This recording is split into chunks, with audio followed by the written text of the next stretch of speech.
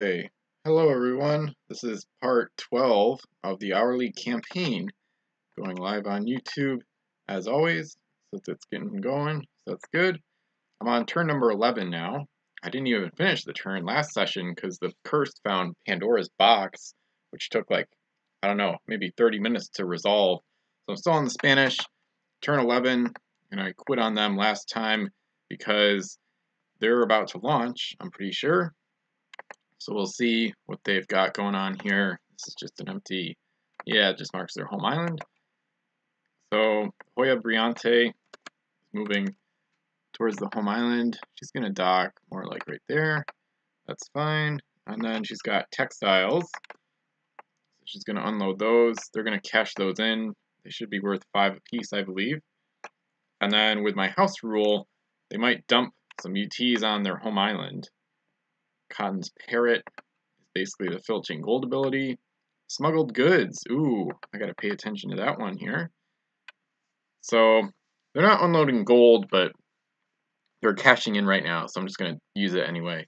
So if the textiles are worth 10, it would be worth 15 because one of them would get doubled. So I'm just gonna put that there. And then she's also got a face down UT, which is targeting scope. And she doesn't really want that or need that. So she's going to put that face up, actually, so I know what it is on their home island. And then the only decision is Cotton's Parrot. And that one might go on a new ship. I don't know yet.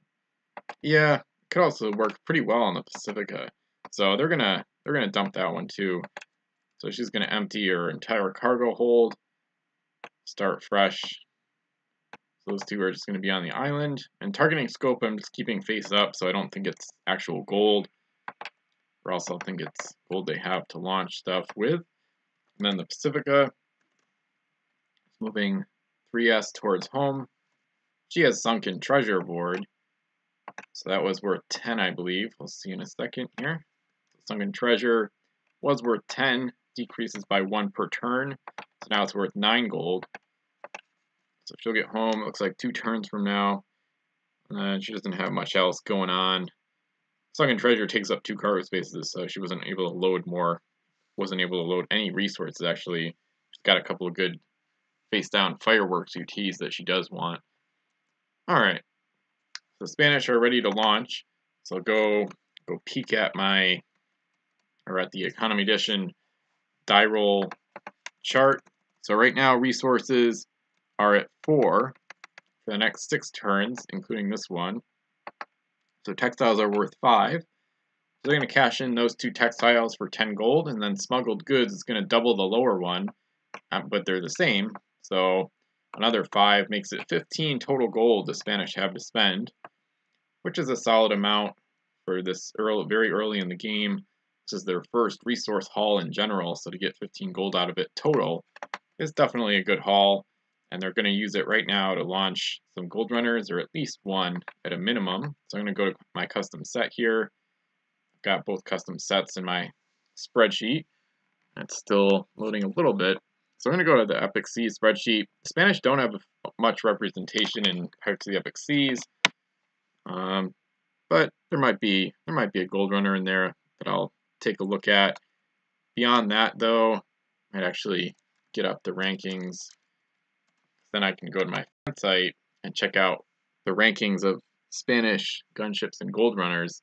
I might actually take a look at one of those threads here. Top 10 Spanish gold runners. Just pop that up in case if I need some ideas. I don't want to launch La Monarca or some overpowered stuff yet.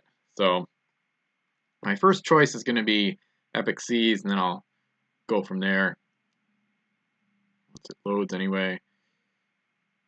Alrighty. I don't know why the YouTube is still loading on the page, or at least it has that. Maybe I'll stop loading, see if that, I don't know if that's going to mess it up, but, doesn't even work. Still has the thing spinning. Weird. Yeah, there's a computer updates too, like Windows updates that happened, I think, last night, so they always seem to do more harm than good. Of course, I don't really have any idea what it's about, so it's probably doing more good than harm. It just never really seems that way after an update. So, whatever. So I'm going to scroll down in Epic Seas and make sure I get to the Spanish. Sorry about the slow nature of some stuff here. My computer is a 2016 model with a 2018 SSD, but it's still, I guess, kind of a lot to run VASSAL, OBS, YouTube Live, and I've got like 8 or 9 Chrome tabs up, so still kind of a lot of stuff going on. All right, so the Panama is too expensive. El Protector is a decent one. Gargante Decor, that one is amusing. Alrighty, so they got some options, just not many. They've got a few larger options, but mostly just named crew. I'm actually going to go peek down at the SEs and LEs. I don't think they got hardly anything in this set. Whoops. In terms of some of the special rarity stuff. But I'm just going to peek anyway, just to make sure. Okay, not really. They basically didn't get anything down here, which is fine. So I'm not really concerned with that. Like I said, they don't get a lot of stuff in Epic Seas. That doesn't mean they won't in the future, but whatever. Alright, time to move on. So, yeah, these gold runners are OP, kind of overpowered. So, El San Jose is a nice choice. I think I'm going to go with her for now, because she has the island trading ability, and that is a nice one for resources, because then if they have a resource that's not very good, they can trade it with an island that has a known good resource. So, there might be a resource change before she can get to and from any of these islands. This might be the only textiles haul they get at 5 gold here, because they go out to that island and back. It'll probably happen after the next resource change. So they're gonna, I think they're gonna get the San Jose. Let me just peek through the options. Hoist would be, not that I'm gonna shy away from using overpowered stuff so much. Just, I don't know.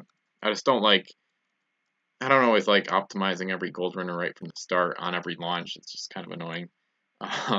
Or it's kind of predictable, I guess you could say. So we're going to go with El San Jose. That's fine with me.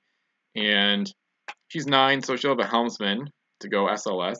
She's going to go right there.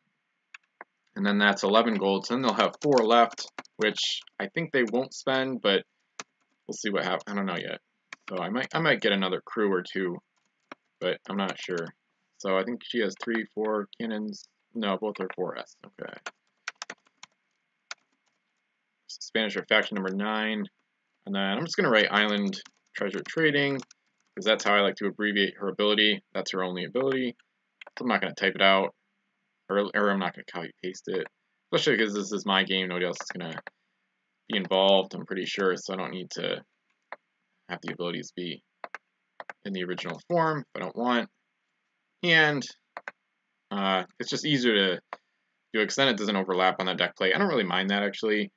Like you'll see some of the abilities run off the deck plate and overlap other stuff, but I don't really care too much about that, actually, either.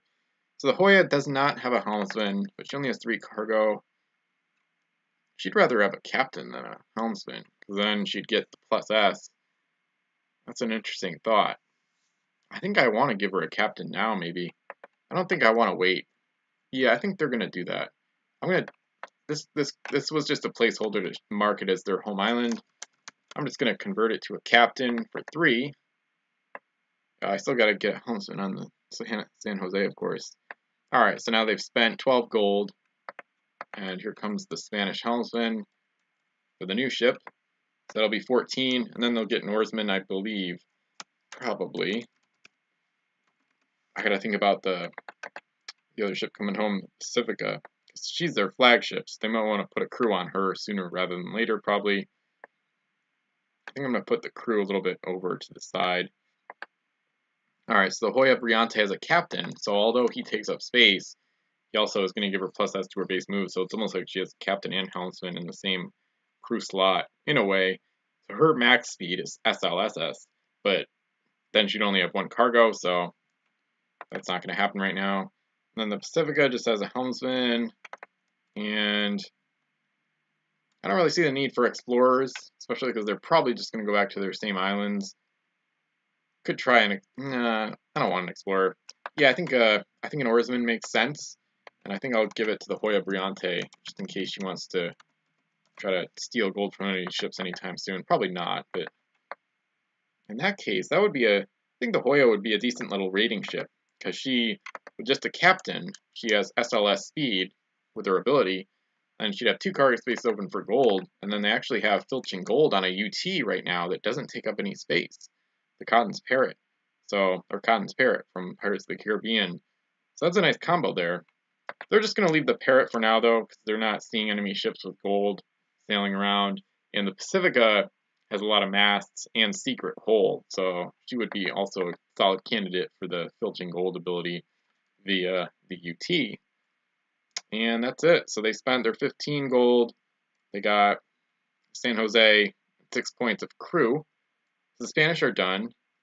They had a very nice turn. They're off to a solid start, partly because they got this island before the Pirates did, and the Pirates are next.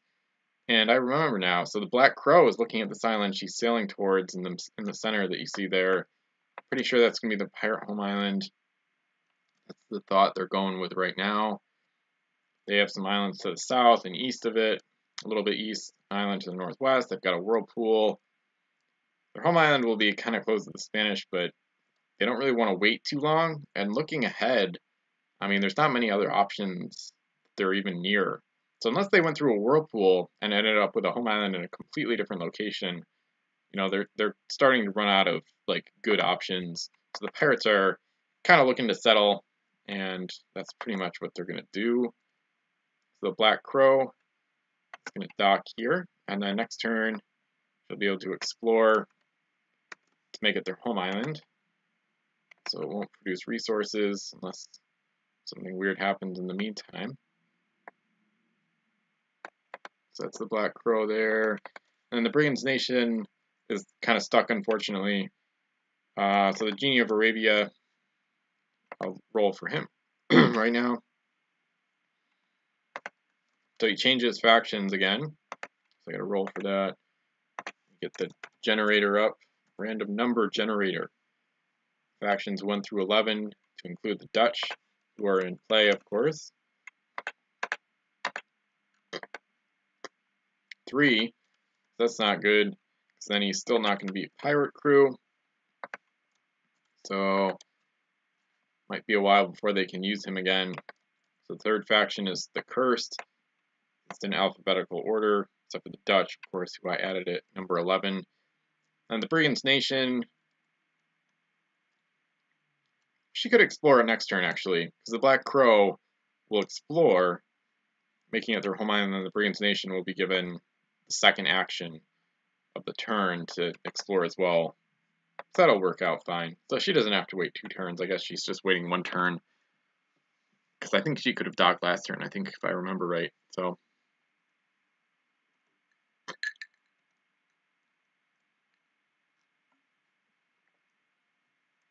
we get to the Americans. They're not having a good time either finding a home island.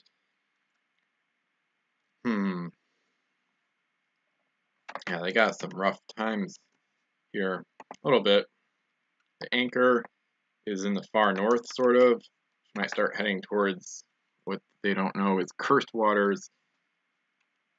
And then they've got the Deceptive Bounty here, who's, I think, headed for the same island as the Pharaoh's Legacy. USS Stellar is going to go past these whirlpools. That's one thing they could do. The Americans could go into whirlpools and see where they end up and then go from there. They might do that next turn with the Stellar, actually. We'll see. Deceptive Bounty, I think I've already talked about this island up here being a potential American home island. That would be close to that island, and then that island the French just discovered. It would be close to the Corsair home island, but so it could provoke some rivalry with the Corsairs. Yeah, this could be bad for the Corsairs. The Pirates are going to settle, well, no, farther to the south, though, because the Brigands Nation is going to make that, she's going to explore that as a wild island, so maybe not too bad, but alright. So the Americans are basically just still have no idea where they're going to settle. So they might be the last to find a home island, or to explore one, but that's alright. Let me peek at the stream. About 45 minutes left. Alright, so now I turn over to turn 12. Now there's going to be 5 turns left before the next resource change.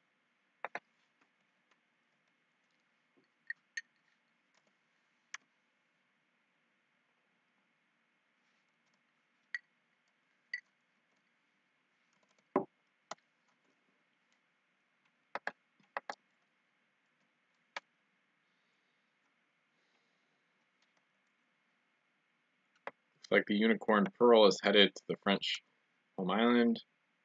Nice. Some good UTs there.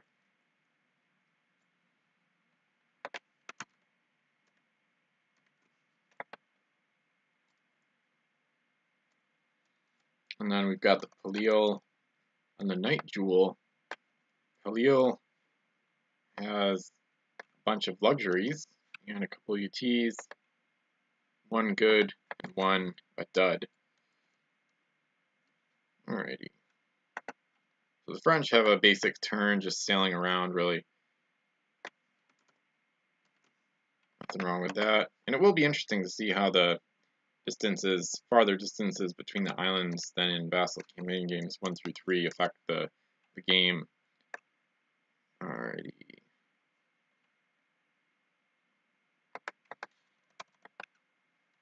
That's the French turn. They're already done. Now the Cursed are up, and they've got a ship with all these UTs, defeated Killness. I think I'll just try to do the hard part first and just get this out of the way. It shouldn't be too hard, though, because they've got the Aegis Shield, so they can decide which UTs apply to the ship and which don't. They got that from their own choice in Pandora's Box. Some maps of Hades will not apply, because Aegis Shield cannot be affected by UTs unless you permit it. Destroyer cannot be unloaded. That means you can't give it to another friendly ship, though. So it's not all rosy, which is fine.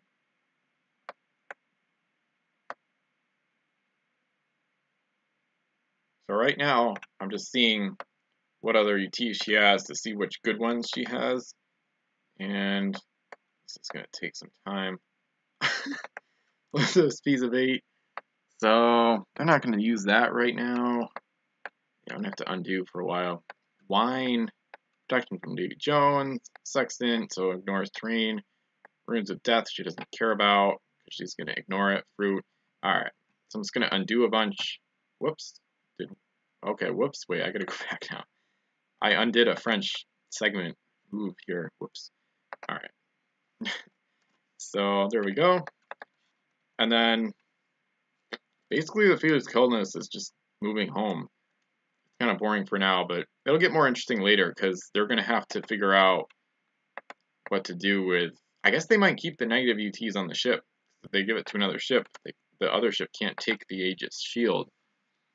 So defeated Killness might be stuck with a bunch of borderline irrelevant UTs for a while, because the Cursed are never going to purposely let the ship get affected by the negative UTs with the Aegis Shield aboard that they can't even unload anyway. So eventually I might even do like a, probably not, this would mess it up if another ship tried to steal one of them. Yeah, that could get crazy. If I get too annoyed with it, I might do a wipe out, take out a bunch of the UTs, or at least the negative ones in the shield, but I shouldn't do that, so try not to. But yeah, 2 Elizabeth's piece of 8s is really crazy. So that was the Americans and I think the English. They kind of were betting that the Cursed might hinder the Pirates, because the Pirates are the best faction, but those are 2 evil factions, so they might collaborate, so it could backfire. But either way, it'll be interesting. And it reminds me of the Cursed Conch in the 2011 campaign game, or cumulative game, where, you know, if you've got something that can control an enemy ship, especially if it's guaranteed, that can be a huge piece in the game. So other factions might come after the Cursed and try to take it, so then they can use the Elizabeth's piece of 8 to control a pirate ship on their turns. So the Cursed also launched recently, trying to gather some gold. The Nightmare has a helmsman. The Lizard Sting does not have one. At least not yet, or not right now.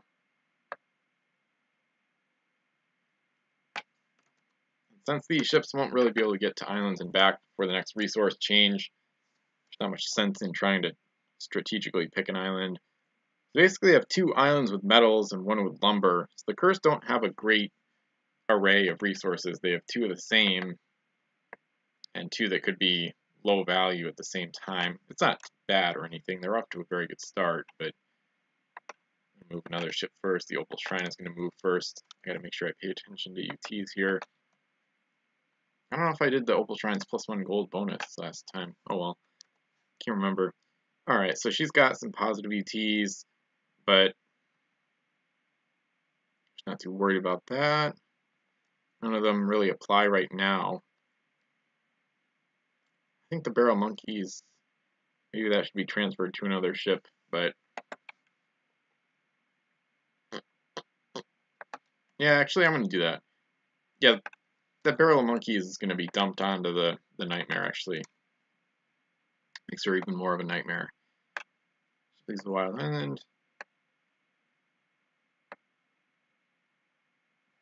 Alright.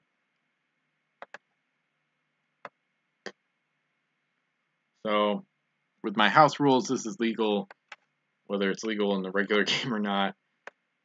I'm not worried about that. So the Opal Shrine gets rid of her negative UT there. And then she is flying back out. And the Nightmare is zooming out as well, although a little bit less quickly. And then they've got a UT on their home island, I guess, too. Let me see what this is. Cross Coronado, nice. That'll be for a gunship because it takes up a cargo space, loaded face down. And now we get to the Wisp, who is the most exciting ship in the Cursed fleet, even more so than the Fated Killness, even with all her UTs. She has fog hopping. And basically, a UT explorer doesn't take up cargo space. 2 cargo open on the Wisp, so she might explore a brand new island for the Cursed right now. I'm going to see if I can do that. I think they're going to go for that. They've already been to this island over here. They know it has plague on it because the Barrel Monkeys threw the plague somehow back onto the island. So this is going to be interesting to see what the Curse pick. They could go to the Ring of Fire. I think they might not go there quite yet. I don't think so. So basically looking for islands, wild islands, that are within 3S of a fog bank.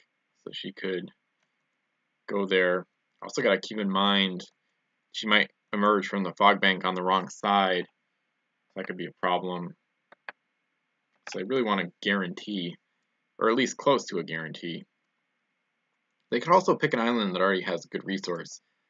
The most valuable resource right now would be metals, which they already have. So maybe they'll just keep it simple and try to get gold. That's pretty much the best idea.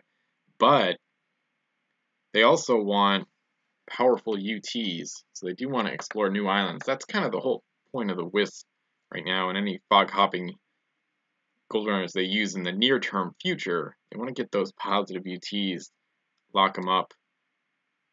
They might actually go to the island that's actually pretty close to their home island, but it's still a ways for any of their ships to get there. I think that's what they're going to do for now. Maybe playing it a little safe, but they're not going to go to the Ring of Fire quite yet. And plus, they don't really know what the Ring of Fire holds. Even I don't remember all the abilities of the islands. And who knows what's out there, so they don't want to lose the Wisp, their most versatile ship right now, to some kind of catastrophic eruption or something. So they're going to be a little cautious, for now at least. So she was already in a fog bank, so she can move out right now this turn. So she's going to move out of this one. So whatever the result she gets, she should be able to dock this island easily. I guess if she gets a 6 or whatever that number is at the island, that basically means you're docked at the island, but still in the fog. So basically docked and have protection as you're docked.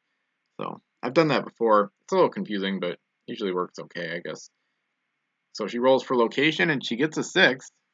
So she's going to be exactly like I just said. So I'm going to move the bow kind of onto the island to show that she's not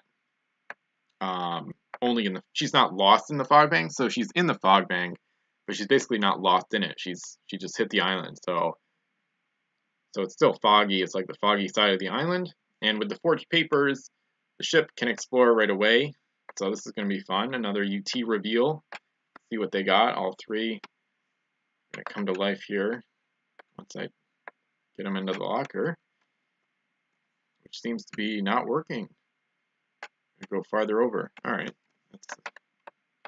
Abandoned Oarsman, Nui Codex, which is from El Cazador, pretty sure, and Holy Water, which is a good positive one. No enemy ability can affect this ship or her crew. That's a pretty confusing one, but it's definitely a good one. Abandoned Oarsman is definitely good. Gives the ship a little bit of an insurance policy. The Wisp will keep both of those, I think. Oh wow, nice. Nui Codex, the ship ignores islands when given a move action. That's exciting. So the Wisp just got much more versatile and powerful. So now she is an oarsman. In case she ever loses her mast to a negative UT, like cannibals or not cannibals, marines or something like that.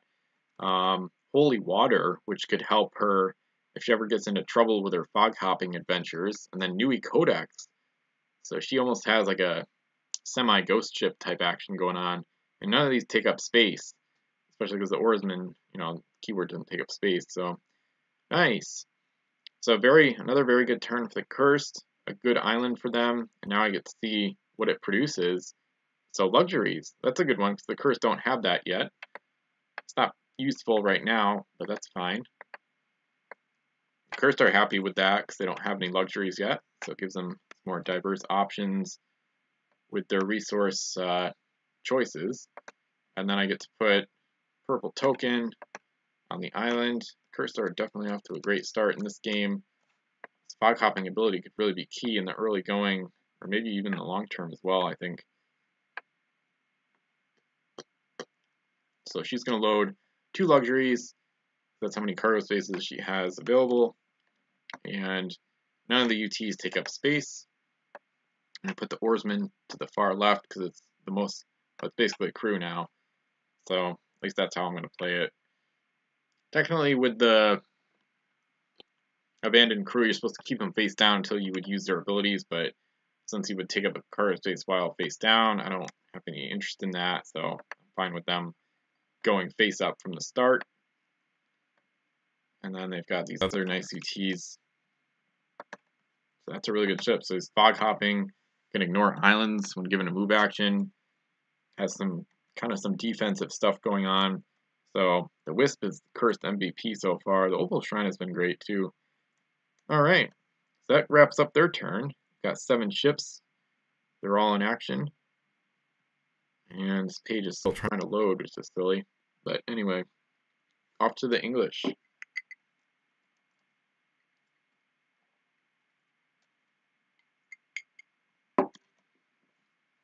Alright, I gotta figure this out with the English. They have the Fountain of Gold. And I think, I'm trying to remember what I was going to do with this one.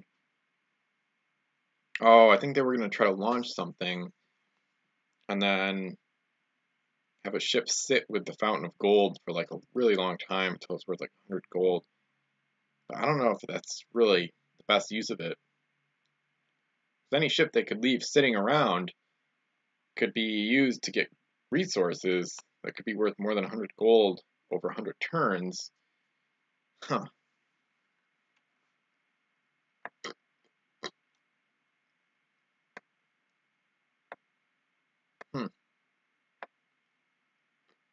Oh, and then it resets. It's unloaded.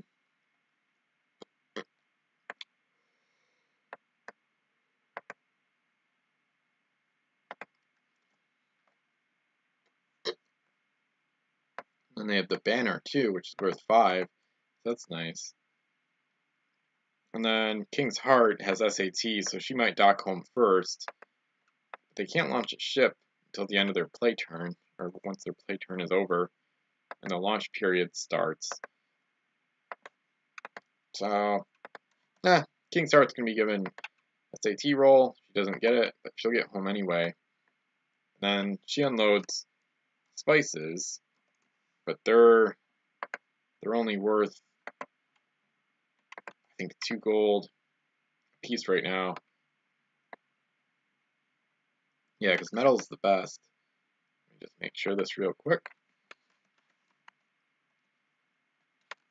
So on a roll of 4, spices are only worth 2. Basically, only 2 gold, or 4 gold they could get from the King's Heart, so that's not worth bothering with. They do have textile, that's worth 3. Oh, and they have a 3 coin. They do have some gold. Okay, no, this is better than I thought. This is a lot better than I thought. They don't really want to cash in the low value resources, but they might just to get a ship in play for the Fountain of Gold. Oh, they were gonna, yes, they were gonna put on like a tiny escort gunship, or at least something that they can use long term. This is tough. I think I know what they were gonna do. I'm trying to remember from other sessions. So I'm gonna go back up to the chart. Luxuries, they have one of those. That's worth 3. So plus 3 is 6. They have up to 10 gold they can spend. Basically, the King's Cove is going to sit outside their home island and wait until next turn to get a ship she can transfer the Fountain of Gold to, on like an escort gunship or something that can wait a long time and wouldn't be running gold anyway. So I'm just going to move the Patagonia. The King's Cove is basically not going to be given an action this turn. And then let me just look at what English ships are available and then figure out from there.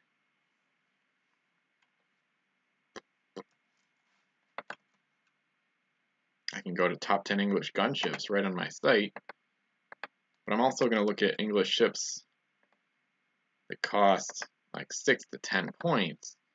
That's how much gold I've got. I know the Comet is a decent option. Let's go to England. It's not going to be a lot of good support gunships for less than 11 points, but there will be some. Yeah, they could put it on HMS Nautilus. That'd be a good one.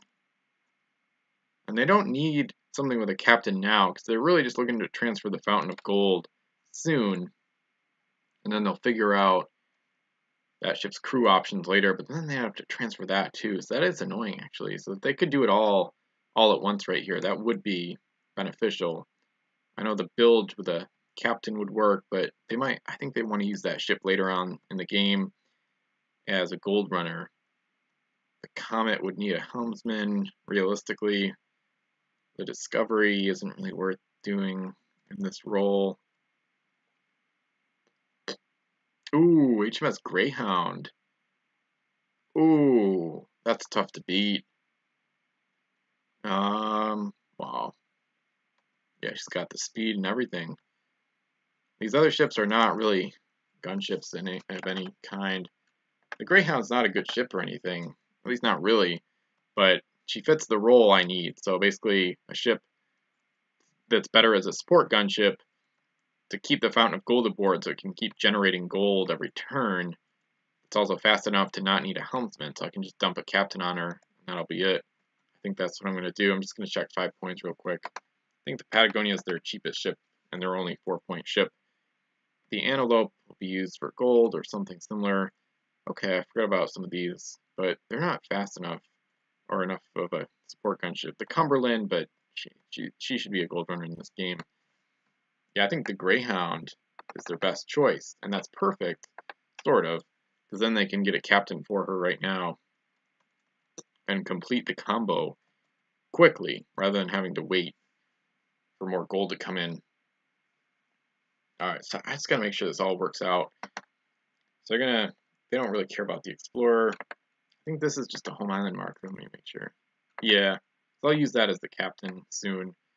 Alright, so the English are using their 3 gold they already had, plus 3 from a luxury they're cashing in, plus 4 from spices they're cashing in.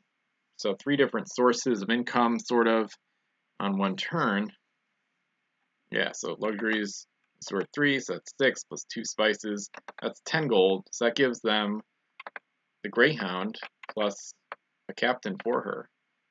And the Greyhound is going to sail out to the King's Cove next turn. He's going to be given an Explorer action to transfer the Fountain of Gold to the Greyhound. And there's actually one little catch, because I just realized, yeah, this one takes up a space. So, that's too bad. Alright, darn, it's such a good plan. I guess I could just go without the captain on the Greyhound. That would be annoying. Let me just peek around a tiny bit. These other ships just don't cut it. I don't want to do a helmsman. Or I can't, I don't know. I don't have gold for both. The English don't. HMS Discovery would be okay. I think they might want to use that as an empty gold runner later in the game, though. I'm going to go to 8 points, because then I could have a helmsman, and then I could just transfer a captain from another ship later in the game. I could try that. Now I'm looking for the same thing, but with... I guess now I would need 3 cargo, though, so this is getting less practical. King John would work. That one has 3. I could add a captain later. Then she has room for Captain Helmsman and the Fountain of Gold. That's not a bad option. Plantagenet. She doesn't really need a helmsman. She'll probably still get one, though. Mayfair stinks. HMS Resistance. I don't really want a frontline gunship either, because I don't want the Fountain of Gold to be in trouble. Yardbird, Newport, these ones are not what I want. Yeah, honestly, the King John fits the criteria just well enough to be the new candidate. So that's what I'll do. So I had to pivot because the Fountain of Gold takes up space. That complicates things a little bit.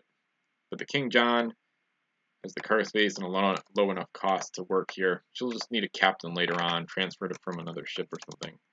So she doesn't have to dock at the home island. Prematurely unload the fountain. So they're launching sport gunship, mostly because of the Fountain of Gold. So they're going to try to wait probably at least like 40 turns. Then they've got pretty much the first gunship of the game, but not really, because she doesn't have a captain.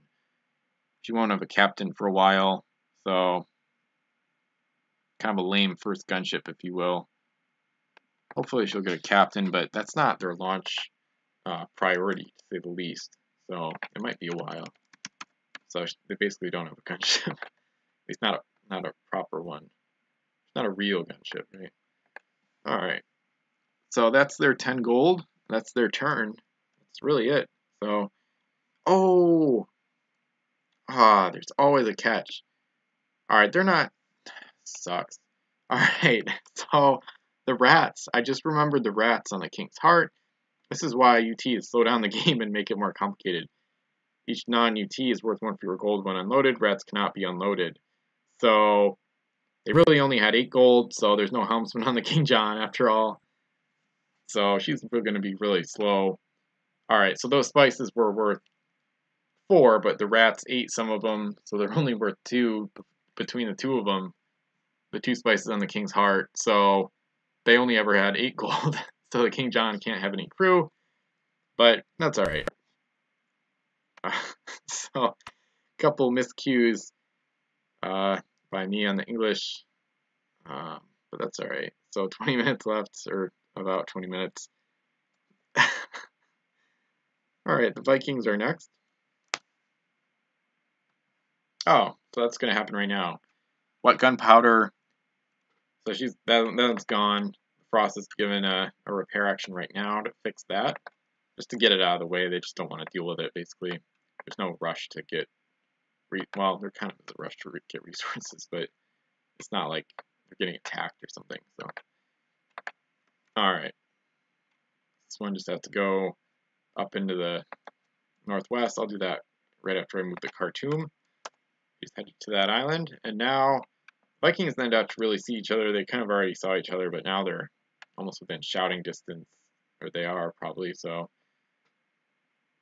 see if there's any hostilities eventually. Wet gunpowder is resolved, and the Dutch are next. So this ship is going to still try to explore this island. Dutch make it clear, yeah, that's what's going on. The Dutch are trying to tell the Vikings, I guess in Dutch, that they've already established a home island, and therefore they don't need to worry about the Vikings losing out on this as a potential wild island. It's not going to become the Dutch home island because they already have one to the south. Speaking of which, that's where I'll go next before I explore that shipwreck. That'll be fun. I think there's at least one UT on the shipwreck, but I'll have to find out in a few seconds after I move these other ships. Brayak is going that way. Yeah, like I said last turn, the Dutch have a lot of exploring to do soon, which is fun. So they took a while to find a home island, but I think they've got a really good location actually. It is close to the Jades, but maybe they'll be allies. Who knows? Sardem is going to go somewhere. I'm not thinking about UTs. I gotta look at what they've got here. Helmsman there. Sardem has a couple UTs. Hopefully I'll be able to see him okay. He has an explorer. Oh yes, fruit. Okay, so the Sardem basically can't run gold. She's gonna be like a scout ship because fruit can't be unloaded, so they'd have to. I don't know. They basically have to like sacrifice it to make a cannon with the Carbon Charlie ability or something. There's not many ways to get rid of it, I don't think. If it can't be unloaded, I don't know if an opponent can even steal it if they purposely lost a boarding party. And that gets risky because the ship could get captured easily. So, yeah, so basically, she's just going to be a scout runner. So I think she'll go to the Lagoon Islands, especially because she can't be damaged by reefs. Because she can't lose mass to reef damage. So yeah, she's going to head towards the lagoon, probably explore that center island, just to, you know, basically bear the brunt of any negative UTs, so the rest of the fleet doesn't have to deal with it when they actually go there to get gold or resources. So, speaking of gold, the shipwreck in the southeast, I think there must be another one. Oh yeah, it's in the west. The pirates saw it on their way in. There was Z-Witch, has 2 cargo. She's going to explore the shipwreck right now. She definitely doesn't have any crew or cargo yet. So it might be kind of hard to see, but got some coins here. And it looks like I got them. Oh, it's just one. Wait, what? That would be dumb. Oh, there we go. All right. I don't know. Maybe this was like an extra coin. I don't know. I'm not really sure. So I guess I'll do this and then put the shipwreck back. Kind of awkward, but anyway. All right.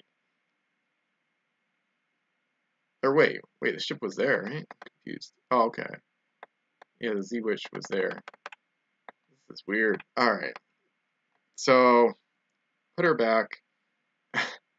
Now they get to see what's on the wreck. Okay, no UTs, just gold. And I think this might replenish at some point, but I don't know when or if. Alright, so 13 though. So that's really good. She only has 2 cargo, but she takes a 7 and a 6. That's better than any resource haul she could get, because the resources top out at 6 gold, at least as of now. I've thought about changing resource values, so the most valuable resource could be worth like 8 or 10 or 12 instead of 6, but no idea about that yet. So there's a lot of house rules I might do at some point, or changing the rules a little bit. Just not something to worry about this early on. And the Dutch have a solid turn. I guess I'll put an explored marker on the shipwreck. It's kind of awkward. I don't know about that. I don't really like that idea. I don't think shipwrecks should be considered wild islands like that because it's so dangerous with the reefs. I don't think you should be able to place explored markers on shipwrecks. I think it's too dangerous for that. Each ship needs to do it individually. So you're always going to have to like re-explore it. I think that makes sense, I guess. I might change that. I don't know yet. Whatever. I think that's fine though for now. So, so the Dutch just finished their turn. I think the Corsairs are next, but they've gone up to the left because they've settled in the Western Hemisphere. They just got a home island. Yeah, they're next, and then the Jades are after them.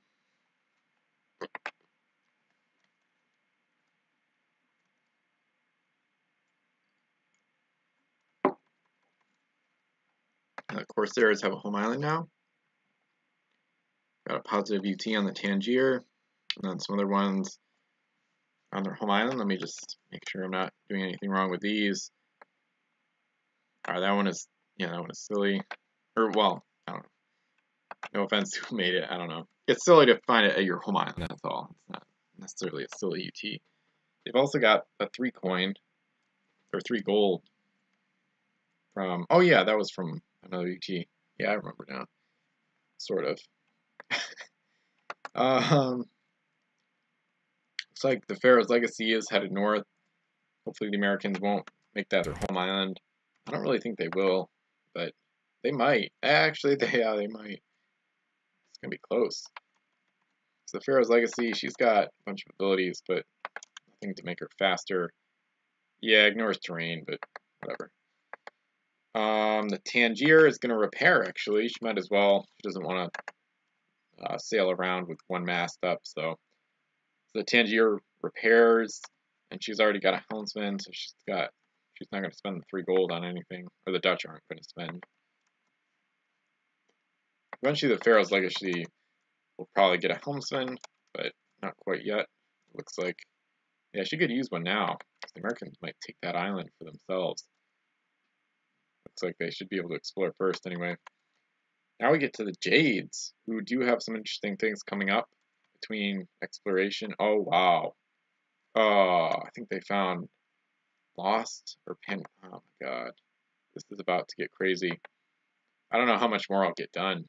There's 14 minutes left. Anyway, so the Jades, I know I've found some exciting stuff here with them. The Tiger Lily docks at this island. She doesn't have an explorer. I know that island has Lost. So let me just see what else. I think it's Tiki of the Volcano. And then Claw Cannon. Alright. They used the marksman's map to look at all 3 of these treasures. I didn't write them down because none of them are negative. I remember that. So they're going to use marksman's map now to look at something else as well. They're going to look at treasure on that island, I think, to the south. Yeah, they might explore that in a while from now. So we're going to see this. Eagle Idol. Load this unique treasure face down. Reveal Eagle Idol to eliminate a mast from the ship. The ship gets +1 over cannon rolls for 1 shoot action.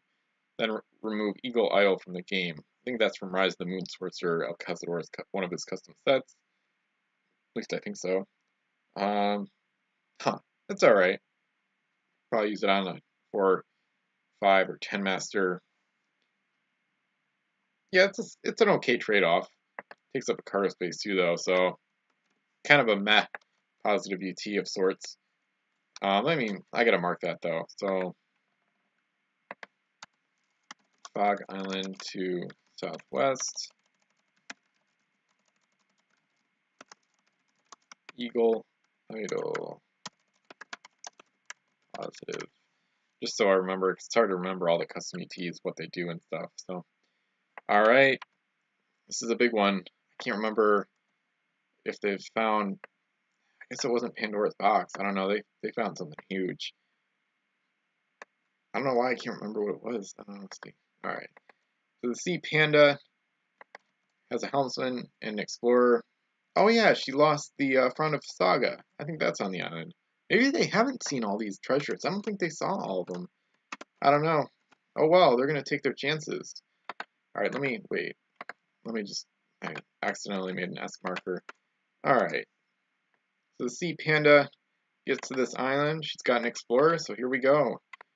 The front of Saga will be one of them. And they found another good one on the right, I think. Nemo's Plans. Oh, okay. So it's not hugely important right now, but it's really great UT to find, especially in a game like this. Runes of Power as well. Load this treasure face down. You may reveal it at the start of your turn. Revealed on the ship's blah, blah, blah. Ship can be given 2 shoot actions this turn. Wow, here we go again. The targets of the shoot actions cannot use... I'll have to go to the master spreadsheet to figure that one out. I guess I'll do that after because I don't have it up right now. So that's one weird thing about the Frozen North set at Miniature Trading. Not all of the runes have full ability text. So I'll try to fill that out here once I know what it is. I think it's just can't use defensive abilities or something similar. That one's alright. I don't know. The big thing is Nemo's Plans. You could reuse it. So treasure can't be removed from the ship unless she sinks. Any other UTs aboard the ship that would be removed from the game after it is used remains aboard, it can be reused or continues to function. So she can't transfer it to a friendly ship, like the Bauchwan, for example, but she can keep other ETs aboard.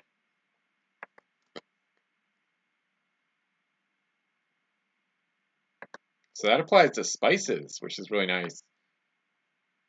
Oh man. Double the value of one non-UT on the ship when unloaded at your home island fort, then remove spice from the game. So that and Runes of Power can both stay aboard. And then the Fron, they're definitely going to take. So unfortunately, that one is loaded face down. So she's only going to have one cargo space open for UTs, or for resources, I should say. I'm going to delete the crew marker because I don't need it anymore. So I'm going to put the marks. All right, I got to figure this all out. I'm going to yank the crew over here. The Sea Panda is a decent ship for Nemo's plans because she's got 5 cargo, SS move, and OK cannons. So she's basically a simple hybrid. No extra abilities. Yeah, her cannons are pretty solid. So it's a solid hybrid ship. So that's a flexible ship that could be really useful with Nemo's plans. So that's a good one. Great find by the Jades. They found it last turn, but now they can actually start thinking about using it. It'll be nice with the spices. That'll give them some extra profit at home. Artson's map, Nemo's plans, and then put spices over there. And then Runes of Power and Frond of Saga. Put the Frond on the left because they'll probably use that. They should use that next turn. That one's not removed from the game. It's put on the nearest wild island, so that one would not stay on the ship from Nemo's plans. And then with 2 crew, she only has 1 cargo space open, but that's good. She can at least load 1 metal, which is the most valuable resource. Nice. So she'll take a metal, and it looks like she'll almost definitely be able to get it home. Get an explored marker up here, the first green one of the game. So get a token. Yeah, there's only 1 green shade of green, but it works well for the Jades.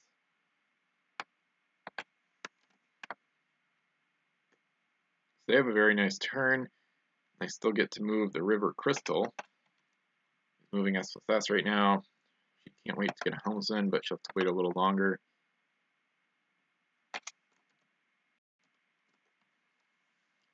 Alrighty. Yeah, they just didn't have enough gold in their starting fleet to get helmsmen on more than 1 ship. But anyway, almost done now. Whoops. So yeah, like 7 minutes left pretty much. Thanks for watching, anybody who's tuning in.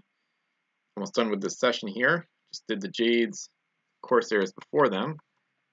So it looks like the Spanish should be up next. That's who I started with. So that completes a full round of turns, which is nice.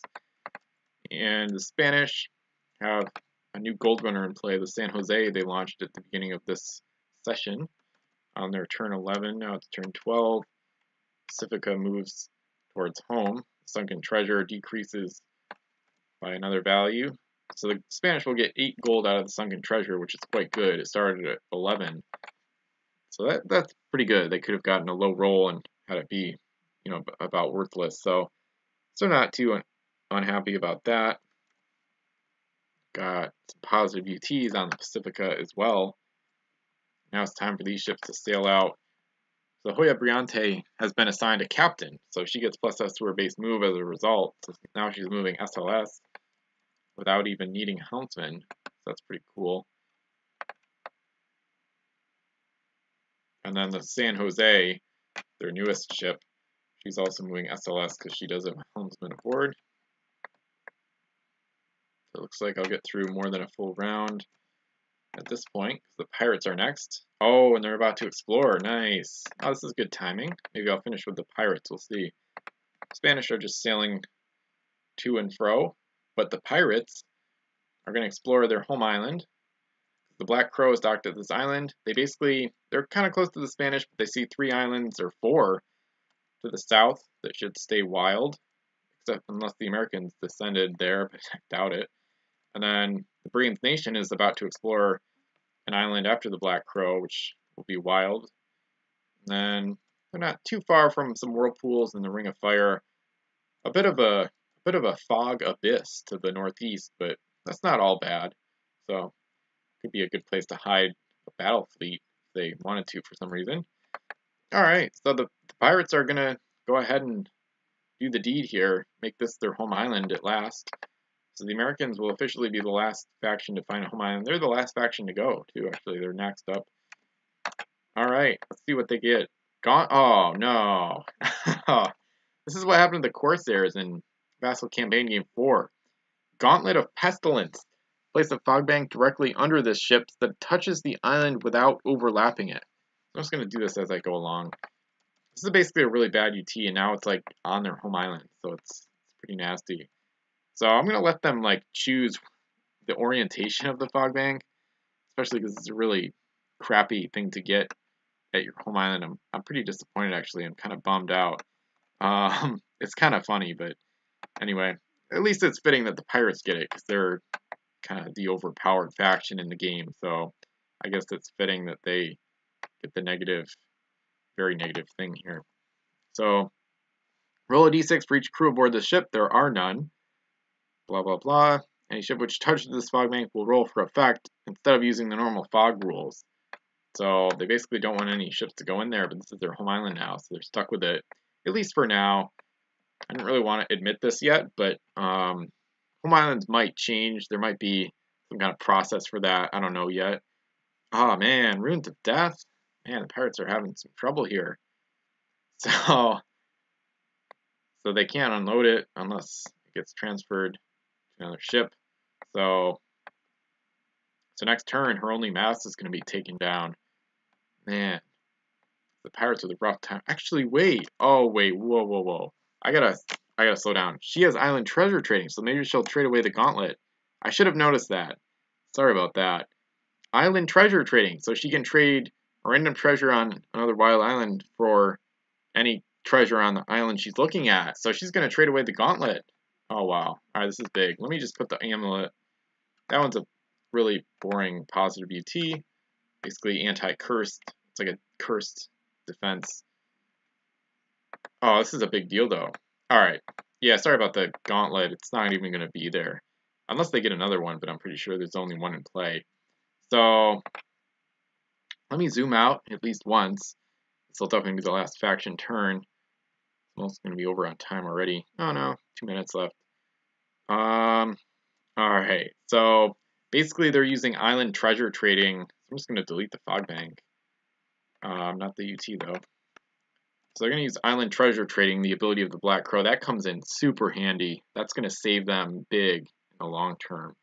So they can choose where this UT goes. They could try to sabotage the Americans with it. But the Americans might catch... Like, the Americans could kind of expect that to be negative if they dump it on the island the deceptive bounty is heading towards. So I don't think the pirates need to make the Americans their enemy. So in that case, it's just kind of a random, UT. They could try to sabotage a specific faction like the Spanish. Yeah, that's a good idea. The only problem is the Spanish and the pirates might have to share some islands. So it might still not be the best idea. I'm trying to think where the pirates should put it.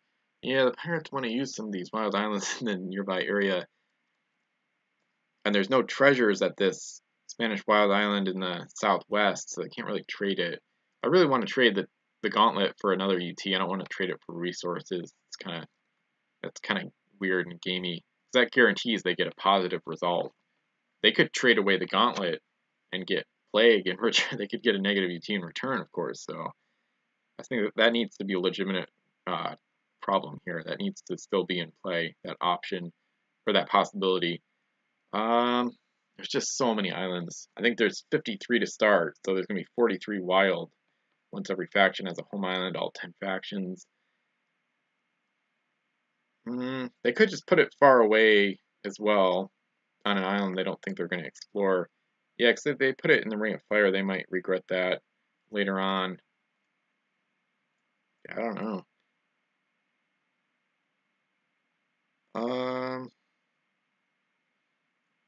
Gotta make a decision at some point. I think they might go with the Ring of Fire on that outside island, though. Yeah, I don't know. There's no whirlpool near that island. Alright, they gotta make a decision, so I'm gonna go to this island there. Zoom in a little bit, at least once. So, alright. I think yeah. Okay, so that's the Ring of Fire island. This is like a UT talking about gold, so they can't trade it for that. I just know that because I did the setup and stuff. So they're going to take that. That should be a regular UT that they can take. The Gauntlet of Pestilence is going to go there. I might even forget about it completely. And then they're going to get this UT in return, which I can't help but look at immediately. What they get. Hopefully it's a good one. Or not. It's Pirate's Monkey's Paw. Alright, so negative, but really not a bad negative. So they still draw a crappy hand, if you will, from their home island, their new home island, but they'll take that every day of the year over the stupid Gauntlet of the Pestilence. So she's got to deal with the Runes of Death. So that's gonna basically dismask the Black Crow next turn. I'm gonna put it at the ship's stern just to make sure I see it there. So she's got a positive and a negative UT, or well, two negatives. The Runes of Death is gonna cripple her very quickly here. But, oh well. The Pirates get a home island. It's a tough experience, but they've had a rough start, and it's not really getting much better. So maybe the Brigands Nation can bail them out a bit. So she's going to explore. Let me just, I know I'm over on time here. For watching, nice. Thanks for watching, everybody that showed up here. And just about at the end of the session, each session is 1 hour. So I'm going to roll for the Lost Genie of Arabia here to see if he changes factions. The Pirates want a low roll, but they don't get it, so he's going to stay cursed, and therefore he can't use his extra action D6 ability. But that's okay, because the Pirates were going to explore anyway. And I'm going to get a black marker before I forget. So this island has been explored by the Pirates, and let's see what they get. So I'll do UTs before resources. See if it's more negatives. Message in a Bottle, that's going to be crazy. Turtles and John's Hook, wow. That's a big one. All these are pretty big. Load this treasure face up. Crew no longer take up cargo space on the ship. That's awesome, because this ship has 6 cargo. Right now she has 2 crew. So instead of 4 available, she'll have all 6 available. Turtles is a great one. I'll do that in a second. And then Message in a Bottle, they're just, I guess they'll just apply that last. Immediately dock the ship at the Wild Island with the fewest treasure coins on it. If there is a tie, your opponent chooses which tied island this ship docks at. So that one is crazy. Your opponent in this case would be, I guess, to left or right. I'm not going to concern myself too much with it. I guess I'll do the next opponent, which is the Americans, especially because I've already had some trouble with the Spanish, so we might as well change it up a bit. So let me just resolve these other ones too. So this will take some time, but that's fine. I'm already over on time anyway. So I'll place the turtles. They go within S of the island. Let me just rotate them so they're facing home. Alright, let me just figure this all out. So basically, the Brigands Nation has more cargo now, but she's going to be redirected. Message in a Bottle is basically going to teleport the ship, to a wild island, probably pretty far away. And there's definitely going to be ties, because there's already multiple wild islands without any coins. So 2, 3, 4, 5, 6, 7, 8, 9, 10. So get the turtle set up here. Easy to clone them once they're orientated correctly. You can just hit CTRL-C 9 times and you'll get your 10 turtles here. So setting those up. One more, I think. Make sure there's not 11. Yep. And then I'm just going to keep the UT there just for the rules of it or whatever. I'm just going to keep it there. Or keep it right next to them. So they get the turtles. She doesn't load any resources. So I guess this is just a weird one where I guess I just won't roll. And they've already explored it, so they can just set up the resource type next turn. That's fine. Or next time they go to that island, which might be a while from now. John's Hook means the crew don't take up cargo space, and then Message in a Bottle is going to be pretty interesting.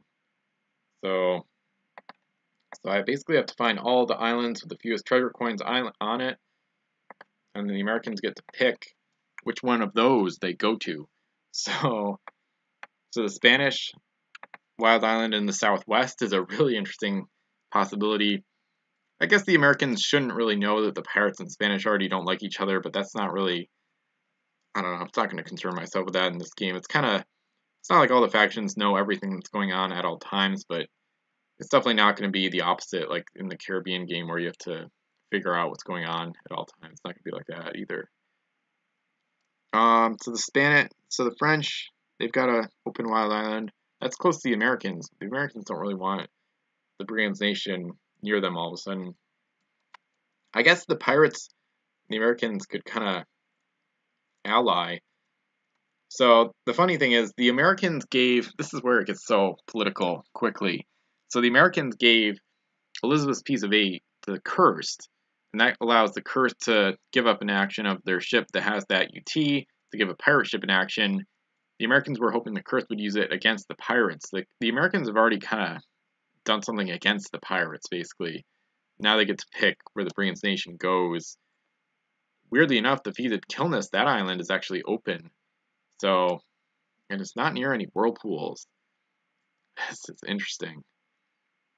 But if the Cursed end up helping the pirates there, oh, that could backfire. This is so interesting. This is already fascinating. The island the Wisp is on. That one doesn't have any coins. That island, the Curse of Explorer, that one is another option. But it's right near the Fog Pool. That would allow the pirates to get home quickly and easily. The English, man. Yeah, there's a lot of wild islands with no treasure coins on them. The phase-up coins are just the resource values, so it's not really coins. The islands that Jade's just got to. That one's already empty. Wow. Yeah, this is just one of those big decisions that doesn't have a clear right choice. I don't think they're going to dump them by the Spanish. They could dump them by the Cursed in hopes they fight the Cursed, but I don't know why they would. So, the Americans here, where would they want the Brigands Nation to go? I mean, that's just, I don't know. I don't know where they wanted to go. I guess they don't want her anywhere near the American fleet. She'd be close to the anchor if she went to that Feated Killness Island.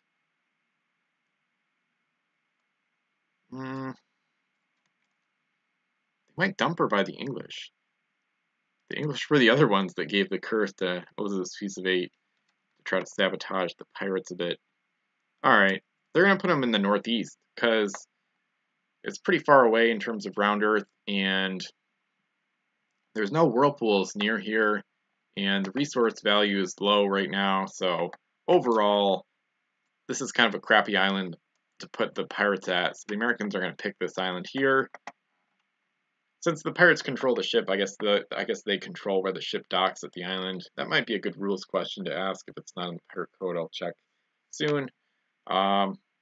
So I guess pirates really have no idea where they are all of a sudden. So they're gonna dock wherever. I don't know. There's no whirlpools anywhere. So all right, and that's basically how this ends. Because she got warped over there, so she couldn't load any resources from her island. The turtles are there, though, so they're going to swim home on their own without any escort. Maybe a faction will try to kill some of the turtles. Wow, this is bizarre. Because the pirates basically, the Runes of Death are going to take out the one mast on the Black Crow, and she's just going to be stuck at the island repairing in an infinite loop, I think. Because she doesn't have any crew to kill. So, at the beginning of the turn, eliminate a mast. I don't know, once all the ship's crew and mast have been eliminated, eliminate Runes of Death. That's a tough one. I might have to ask a rules question about that, too. I guess I'll just look at this right now. I really want to see this. So, I'm basically wondering if the Runes of Death, if you can eliminate it as soon as the ship has no masts, because then they could just eliminate it and then repair, and then it would be gone. Or if you can only eliminate it at the beginning of a turn, in which case it would be like an infinite loop, because they would lose a mast, repair, because they're already at their home island, and then it would just keep going on every turn. The Runes of Death. Okay. Blah, blah, blah. So, but one or more crew remain aboard. No, that's not what's happening. If this UT is loaded, that's an interesting one. Let's try to eliminate it immediately.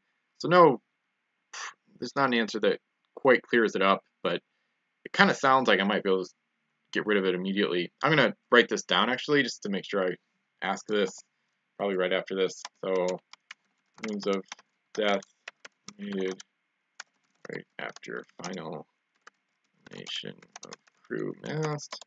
And then message in a bottle. I'm just going to look that one up. I know I'm running way late on time, but this is just going to happen sometimes, because like a faction turn will take 15 minutes if it starts with 5 minutes left. So, oh, I think I did this right. Message in a bottle. When it's found, all of the UTs are resolved normally. That's what I did. And then the ship is immediately placed in a new location. So, okay, so any other cargo and unique treasures that are loaded face down remain on the island. Yeah, none of the other, John's Hook and the turtles are face up, so I did it right. Nice. Blah, blah, blah. Obviously, the island where Message in a Bottle was found is included. Oh, I see. When determining a destination, if it has the fewest treasure coins after Message in a Bottle has been loaded on the ship. So the Americans could have just kept Brigand's Nation there, but they didn't really want to do that anyway.